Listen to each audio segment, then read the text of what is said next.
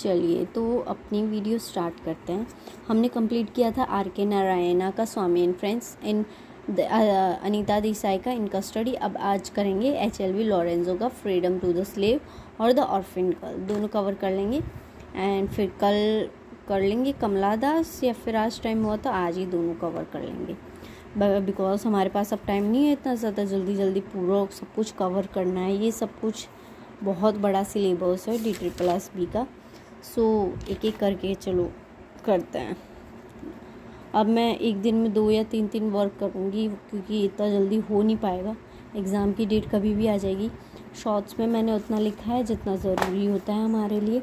ये है H.L.V. Lorenzo की फ्रीडम टू द स्लेव। इसमें हमें इतना कुछ याद नहीं करना, बस इसकी थीम याद रखनी है क्या है, और ये याद रखना है फ्रीडम टू द स्लेव किसका वर्क है, H.L.V. लॉरेंजो की पोएम है ये, ठीक है। ये किस पे है, एंटी स्लेवरी मूवमेंट चल रहा था इंग्लैंड में उस टाइम की, बैकग्राउंड तब का है, ठीक है। ये लिखी है बंगाल रेनेसेंस पे, इस टाइम पे क्या चल रहा था। ये H.L.V. लॉरेंजो क्या बना है, freedom to the man of be a man Lorenzo being a voice of Bengali renaissance. इसकी आवाज़ जो थी, इन्होंने जो लिखा है बंगाल रेनेसेंस पे लिखा है। यहाँ पे बात कर रहे हैं हम freedom to the slave. Poem के नाम से पता चल रहा है कि फ्रीडम मिली है स्लेव को, तो ये पूरी पोएम उसी पे है। ये देख सकते हो पूरी पोएम उस पे है, ठीक है। अब हमें क्या याद रखना है, इसमें फ्रीडम के बारे में है। H.L.V. लॉरेंजो ने लिखी है ये वाली पोएम। एंड स्लेवरी के बारे में है। इंट्रोडक्शन पब्लिश किस में हुई है, ये फर्स्ट पोएट्री कलेक्शन में। ये हमें इतना याद नहीं रखना बिकॉज इतना सारा हमसे याद तो होगा नहीं। बैकग्राउंड देख लेना है हमें, एक तो किसने लिखी है पोएम, क्या बैकग्राउंड था इसका, क्या थीम है इसकी, किस चीज़ के ऊपर ये पोएम लिखी गई है, वही देखना है बस।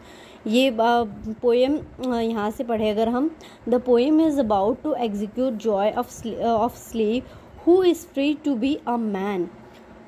ये पोएम एग्जीक्यूट जॉय मतलब कुछ ज़्यादा ही खुशी मिल रही है। किस चीज़ की खुशी भाई, किस चीज़ की खुशी मिली है उसको, क्योंकि वो फ्रीडम हो गया है, फ्रीडम मिल गई उसकी, free to be a man, एक मैन की तरह उसको क्या हो गया, फ्रीडम मिल चुकी है, उसके बारे में लिखी हुई है। ये आवाज़ उठा रहा है H.L.V. लॉरेंजो बंगाली रेनेसेंस के ऊपर, ठीक। जो क्या बात की है इसमें, जो slavery of India to British East India company, जो ब्रिटिश ईस्ट इंडिया कंपनी ने हमें स्लेव बना के रखा था, उस पे है। तो जब हमें फ्रीडम मिली, उनसे फ्रीडम मिली, तो उसके बारे में कैसा जॉय ह्यूमन फील करेगा, एक आदमी फील करेगा जब उसको फ्री कर दिया जाएगा। अब तक तो इसमें गुलाम मतलब जैसे गुलाम थे उस टाइम पे हम, तो वो जो खुशी है उसके बारे में इसमें बताया गया है। तो और इसमें तो क्या याद करना है, इंडियन कंपनी भी referring to individual who was enslaved, वही वाली बात है। Through writing this piece he try to make Indian desirous of the cherished freedom. इस पोएम के थ्रू क्या करना चाहता है, वो चीज़ दिखा रहा है कि हम फ्री हो जाएंगे तो हमारे अंदर कैसी खुशी होगी, क्या होगा। तो फ्रीडम मूवमेंट एक रिवॉल्यूशनरी थीम जो इसमें है, इस पोएम में है, which is not emphasize personal mentally but also. जो फ्रीडम मिलेगी, वो बता रहा है कि जो हमें फ्रीडम मिलेगी ना, वो सिर्फ मेंटली नहीं होगी, हमें मेंटली फ्री नहीं करेगी, फिजिकली मेंटली हमारी सोल, हमारी जो आत्मा है उसको भी फ्री कर देगी। इतनी इसकी पोएम में इस तरीके के वर्ड्स लिखे गए हैं कि हमारे लिए फ्रीडम कितनी ज़्यादा इम्पॉर्टेंट है, ठीक है। और फिर हमें क्या लिखना है, और क्या पहले स्टांजा में तो वही है कि हमें फ्रीडम मिल चुकी है, तो कैसा हमें फील हो रहा है।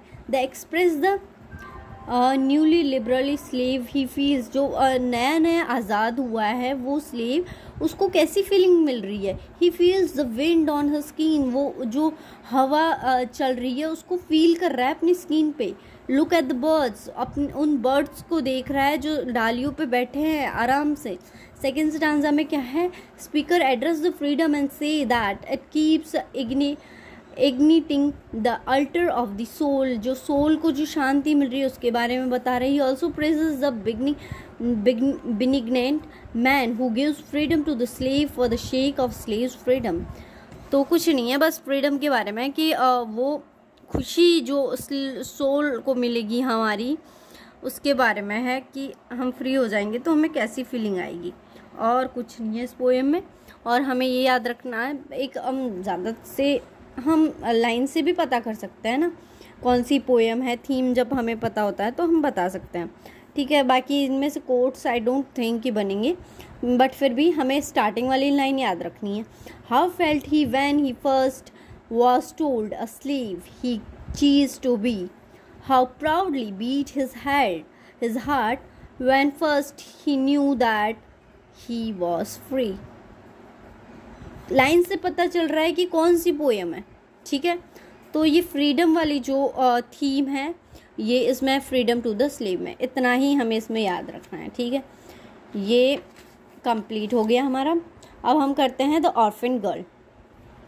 द ऑर्फन गर्ल में क्या है, about a young girl whose father died in a war, उसके फादर डाई हो चुके हैं इन अ वॉर, एंड डोरेंजो बता रहा है कि उसकी मदर भी मर चुकी है in the sorrow of his husband, उसके हस्बैंड की डेथ के दुख में मदर भी चल बसी। अब जो हमारा पोएट है उसको तकलीफ़ हो रही है। He was thinking how the poor girl survive in this nation, कैसे वो अकेले जिएगी। शी लेफ्ट ऑर्फन, वो ऑर्फन है। पोइट कंसर्न अबाउट फ्यूचर, उसके फ्यूचर के बारे में सोच रहा है इस क्रूअल वर्ल्ड में। एक अनाथ बच्चा जिसका कोई नहीं है इस वर्ल्ड में कैसे जिएगा, तो उसके बारे में। थीम मिसफॉर्चून की है, ये स्टार्टिंग लाइन है। Her hair was black as the raven wing, her cheek the tulip hue did wear, her voice was soft as when the night winds sing, her brow was moonbeat fair, her shire had joined the wake of the war। ये सब जो poem है, इतना हमें deep में नहीं जाना है, बस थीम पता चल गई हमें इस पोएम के अंदर क्या है वो पता कर लिया, तो हमने ये दोनों पोएम ख़त्म कर दी। मैंने जितना बताया है उतना ही करना है, एक्स्ट्रा कुछ नहीं करनी, बस एक तो नाम याद रख लो एंड थीम याद कर लो, बस। Thank you.